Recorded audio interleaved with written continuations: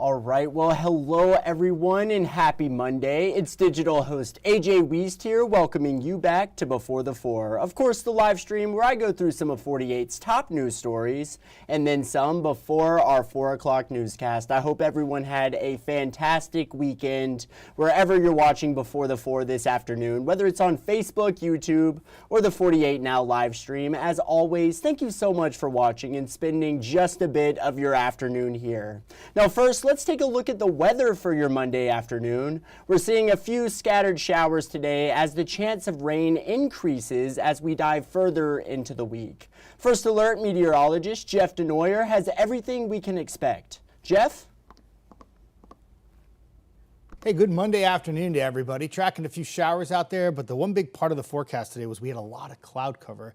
What does that mean? Why is it so big? Well, we didn't have a lot of sunshine, so the temperatures weren't as hot today as I thought they'd be. So we managed to hold some 80s out there instead of hitting 90, which is a little bit of a break because we've been hitting 90 so often in the last, 5-6 weeks. A few little showers out there, not much, but it's something, falling mainly for areas east of I-65. We'll keep a few showers in through the evening hours. There's your temperatures. I can't find a 90. I see a lot of mid-80s. It's still really humid out there, but not nearly as hot as it has been, which was nice. That's what clouds will do, and that's what a little shower activity will do too. So a few showers early, warm and muggy overnight, low to mid-70s. A much higher chance of rain, though, comes in for your Tuesday. Some scattered storms. I don't think it's any kind of severe weather. It's not like that. It's just some heavy rainfall that we could really use, as many areas are running a little dry recently. The storms themselves, the coverage looks to be pretty decent, but it'll probably favor areas east of I-65 for Tuesday. And if you have a storm, your temperatures will be in the 80s. If you don't have a storm, you have a chance to hit 90 in the afternoon. That will hold true for Wednesday and Thursday as well. Still some scattered showers and thunderstorms. I hope your location gets some much needed rainfall the next 3 days because the rainfall opportunities are going to drop on Friday and into the weekend. But the temperatures certainly are not going to drop as it will be hot and humid right through that time frame with highs in the low to mid 90s. All right, good to know. And also, don't you forget it, First Alert Weather Extra. That is tonight at 9:30. We do it Monday through Friday at 9:30, and then at weekends, it's at 8:15 a.m. as well as 4:30 p.m. Jeff Denoyer will be back here in the CTV Center, and he'll have all the latest that he is seeing on the radar. He always has a great time with it. You can watch it wherever you're watching Before the Four this afternoon. And feel free to leave a comment. Jeff will shout you out. He'll respond. He always has a great time with it. So you're just not going to want to miss Weather Extra. But now heading out to Decatur, where today city officials announced that Rescue Chief Tracy Thornton will retire. Now, Thornton has served with Decatur Fire Rescue for 26 years. He has advanced through the ranks and served as Division Chief before being appointed to Fire Chief in October of 2020. Thornton is set to retire on October 1st, 2025. Deputy Fire Chief Nathan Springer will oversee the department's day-to-day operations. But now we're going to move out to Lauderdale County, where a Killen man pled guilty to the 2021 murder of his wife this morning. Now, Lanerick Thompson, that's who you're seeing on screen, was arrested in 2021 for the murder of his wife, Kashana Michelle Thompson. Now, Kashana Thompson was found dead after family members reported to the Lauderdale County Sheriff's Office that they were unable to reach the victim and her husband. Lanerick Thompson was arrested in Athens after being on the run for 2 days after the murder. Thompson was sentenced to 25 years in prison. And now with the story, in case you missed it from over the weekend, Huntsville police are still investigating an apparent murder-suicide that was reported yesterday evening. Now, the 911 call went out around 5:30 last night on Kennon Road. That's near the intersection of Sparkman Drive and Memorial Parkway. Now, inside the home, police found a man and a woman in a bedroom, both dead. Now, at this time, police have not identified the victims, and it's not clear which person committed the murder and the suicide. We'll keep you up to date as we learn more. But now another story from over the weekend out of Madison County. A 12-year-old boy is dead after crashing his go-kart in a Meridianville neighborhood. 48's Noah Cowell has details on this extremely sad situation. People in this neighborhood say a young boy would ride his go-kart up and down this road all the time. What none of them expected was for one of those rides to go horribly wrong. A young boy crashed his go-kart into a ditch in this neighborhood just after 5 o'clock this afternoon, according to Don Webster with Hemsey. Madison County deputies say they gave the child CPR for half an hour, but he stayed unconscious the whole time. He was then taken by an ambulance to the hospital, where at last word he was in extremely critical condition. We don't know the child's name or exact age at this time, but witnesses say he appears to be around 11 or 12. None of the neighbors wanted to go on camera, but they say the family told them the boy may have broken his neck. Officers say the kid was not wearing a helmet before the crash happened. They urge everyone who's riding go-karts or bikes to have helmets on at all times, even if you are just in front of your house. We'll update you when we learn more about this tragedy. Reporting in Meridianville, Noah Cowell, 48 News, on your side. And today, 48's Callie Neese is working to learn more about this very sad situation, so we'll have more coming up in our evening newscasts. But now we're going to head to break, but coming up, new restaurants and businesses coming to Madison's Cliff Farm, and a new look app for Huntsville utilities. It's all ahead. We'll go through it all in 1 minute.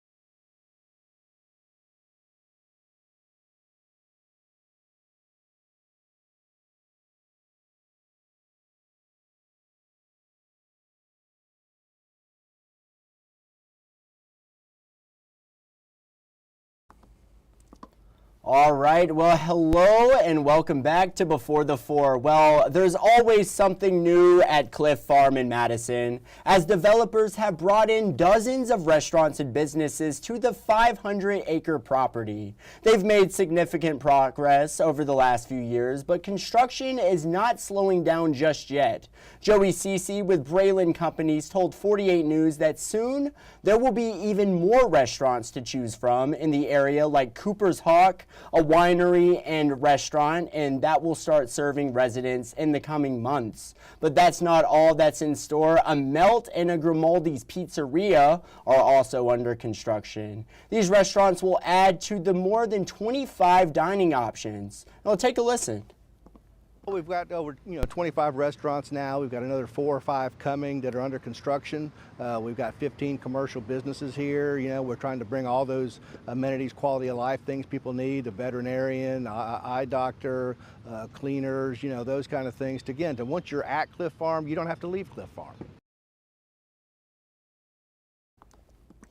That is some exciting stuff for sure. But now take a look at this. Huntsville Utilities rolled out a new mobile app and web portal today. Company officials said the new system promises better payment options, including paperless billing and no transaction fees for debit or credit cards. There's also online outage reporting, real-time alerts and notifications. Usage monitoring tools will also be made available. In Huntsville Utilities' main office, their drive-through payment center, customer contact center, and new self-service kiosks are closed for today while final post-launch software installations are performed. Now, officials say electric, water, and natural gas operation crews are in the field as usual. Huntsville Utilities will return to normal business hours on August 12th.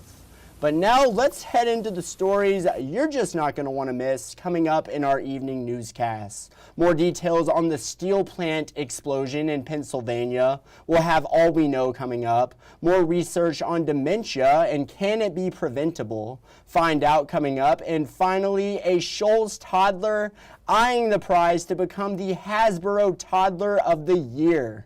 And these are just a few of the stories you're just not going to want to miss coming up in our evening newscasts.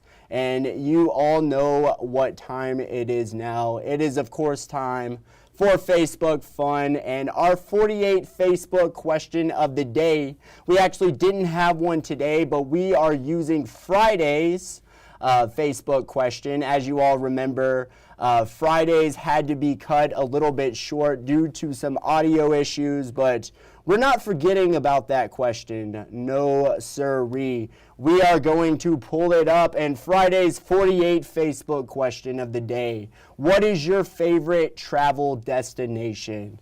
I have been to a lot of really awesome places. I have been extremely blessed over the years. My parents loved to go to new places for vacation, so I got to visit a lot of really awesome places. Utah, I got to go to New York City, I got to, of course, go to Florida. That was our go-to in Daytona Beach. California, a lot of really awesome places. But I think my favorite I've been to thus far is probably New York City. There is just something so special about the Big Apple. But let's see what you all had to say. What is your favorite travel destination? Brian Knight said Disney World. Cannot go wrong with Disney World. So much to do, whether it's Animal Kingdom, whether it's the Magic Kingdom, Epcot. So much to do there and so much great fun to have for the entire family. Awesome comment there, Brian. Love to hear it.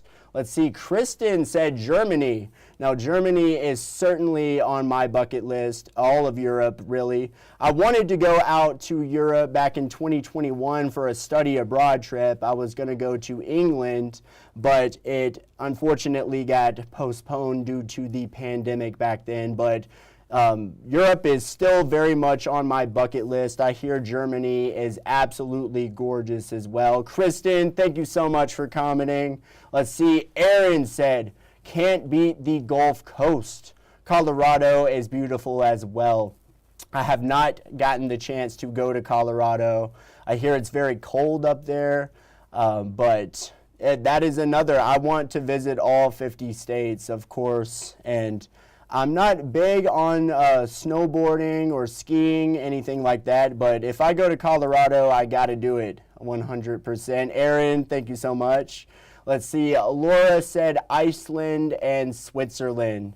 Now, one thing about Switzerland I hear is they have some really good chocolate out there. My mother actually went out to Switzerland a couple years ago, and she brought back some chocolate, and I was like, you didn't bring back enough. I need so much more of this. Whatever you brought here, I need about 100 times more. Like, you can never get enough chocolate out there in Switzerland.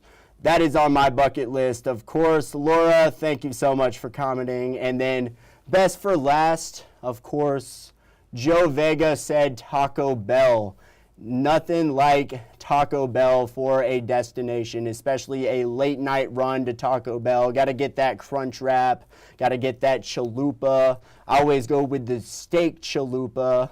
And if you're going to Taco Bell and you're not getting a Baja Blast, like, what are you doing? You got to have that Baja Blast. But anyway, Joe, thank you so much for commenting. And everyone who commented on Friday's 48 Facebook question of the day, thank you so much. I love interacting with you all and seeing what you all have to say. But anyway, that is just about it for today's Before the Four, but I want to thank you all for sticking around, spending a bit of your Monday afternoon here. It always makes my day seeing you all great people here across the Tennessee Valley. But anyway, that is it for today. But of course, enjoy tonight's evening newscast. And as always, thank you so much for watching. You all have a great night.